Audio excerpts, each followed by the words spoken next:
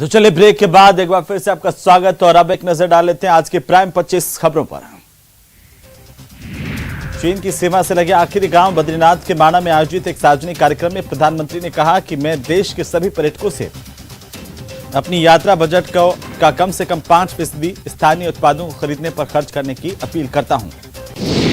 Interpole महासभा के 90वें सत्र को समापन दिवस पर संबोधित करते हुए केंद्रीय गृह मंत्री अमित शाह ने आतंकवाद को मानवाधिकार का सबसे अधिक उल्लंघन करने वाला करार दिया। सभी देशों से आतंकवाद की समान परिभाषा तय करने के लिए कहा है। पाकिस्तान के चुनाव आयोग ने पूर्व प्रधानमंत्री और पीटीआई के नेता इमरान खान को 5 साल तक के लिए अयोग्य घोषित कर दिया है। उनकी संसद की सदस्यता भी रद्द कर दी गई है।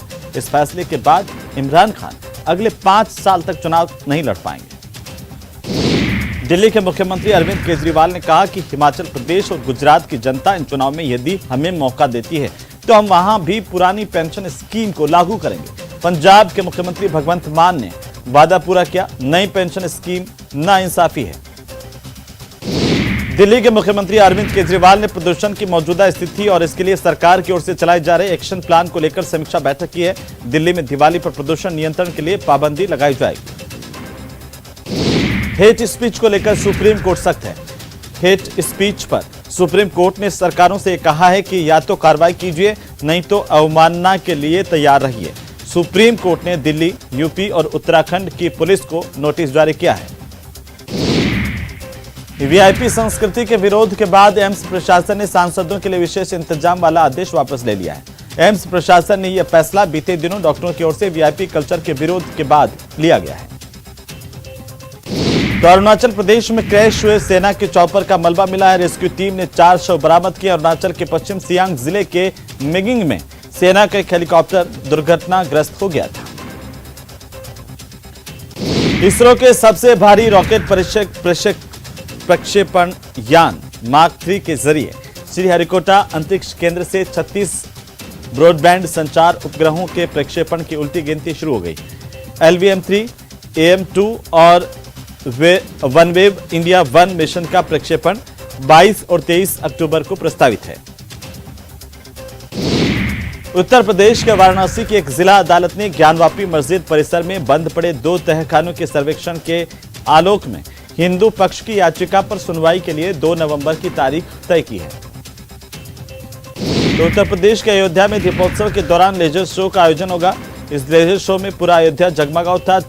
चारों तरफ खूबसूरत रोशनी से माहौल भर गया। दिल्ली गुरुग्राम एक्सप्रेसवे पर सिरहोल बॉर्डर पर भारी ट्रैफिक देखा गया है। जाम के हालात से बचने के लिए दिल्ली और गुरुग्राम ट्रैफिक पुलिस की ओर से कई स्थानों पर पार्किंग स्थल बनाए गए। लोगों से अन्य स्थानों पर वाहन पार्क करने की अपील की गई। दिल्ली के रोहिणी में गॉड ग्रेस बैंक्वेट हॉल में आग लगी। आग की सूचना मिलने पर मौके पर कई फायर टेंडर मौजूद पहुंचे। फिलहाल आग पर काबू पाने की कोशिश जारी है।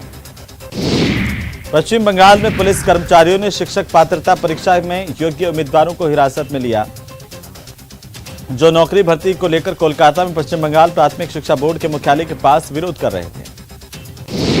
दिवाली पर सरकार ने 30,000 से ज्यादा संविदा कर्मियों को नियमित कर दिया है। अब 9 साल की सर्विस पर 18,500 रुपए की सैलरी मिलेगी। 18 साल की सर्विस पर 32,000 की सैलरी मिलेगी। मुख्यमंत्री अशोक गहलोत ने जयपुर वासियों को सिटी पार्क की सौगात दी है। यह सिटी पार्क दुनिया भर के हाईटेक पार्कों में से एक माना जा रहा है। अपनी भव्यता को लेकर के 5 लाख से ज्यादा लोगों को इसका सीधा फायदा मिलेगा। दिल्ली में 2023 की तैयारियों में बीजेपी जुट गई है। राजस्थान चुनाव पर दिल्ली में मंथन किया गया। इस दौरान राजनीतिक समीकरणों को लेकर चर्चा की गई। राजसमंद में सहकारिता मंत्री उदयलाल आंजना का एक वीडियो तेजी से वायरल हुआ है। इस वीडियो में मंत्री आंजना जूते पहनकर पूजा अर्चना करते दिखाई दे रहे हैं। इस कार्यक्रम में स्पीकर सीपी जोशी, शिक्षा मंत्री बीडी कल्ला तमाम लोग मौजूद हैं। हालांकि न्यूज 18 राजस्थान इस तरह के किसी भी वायरल वीडियो की पुष्टि नहीं करता है। पूर्व मंत्री और भाजपा के वरिष्ठ विधायक वासुदेव देवनानी ने गहलोत सरकार को अल्पमत की सरकार करार देते हुए सीएम गहलोत से इस्तीफा मांगा है। देवनानी ने कहा कि 92 विधायकों के स्पीकर को इस्तीफा देने के बाद इस सरकार की ओर से अपना वजूद ये सरकार खो चुकी है।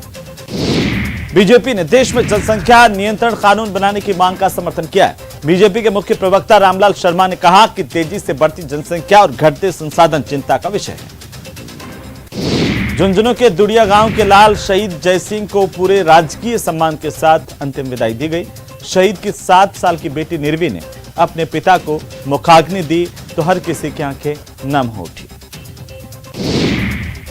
सीकर में राजीव गांधी ग्रामीण ओलंपिक में प्रदेश स्तर पर प्रथम स्थान पर रहने वाली बेटियों का जोरदार सम्मान किया गया। इसके साथ ही जिला कलेक्टर ने जिला प्रशासन की ओर से गोद ली गई बेटियों को पोशाक और मिठाई भी बांटी। भीलवाड़ा के पुलिस लाइन में शहीदों को याद करते हुए पुलिस शहीद दिवस पर कार्यक्रम का आयोजन किया गया। इस दौरान पुलिस के जवानों की ओर से शहीदों को सलामी दी गई, पुष्प चक्र अर्पित कर श्रद्धांजलि अर्पित की गई। भारतीय प्रतिस्पर्धा आयोग की ओर से 1337 करोड़ रुपए का जुर्माना लगाए जाने के बाद गूगल की प्रतिक्रिया सामने आई है। न्यूज एजेंसी रॉयटर्स के अनुसार गूगल ने इस देश में उपभोक्ताओं और व्यवसायों के लिए बड़ा झटका करार दिया है। टिकटॉक ने अमेरिकी नागरिकों के डेटा चुराने वाली रिपोर्ट का खंडन किया है। टिकटॉक ने कहा है कि इसका इस्तेमाल अमेरिकन को लक्षित करने के लिए कभी नहीं किया गया। हम उपयोगकर्ताओं से सटीक स्थान पर डेटा इकट्ठा नहीं करते हैं। चलिए आगे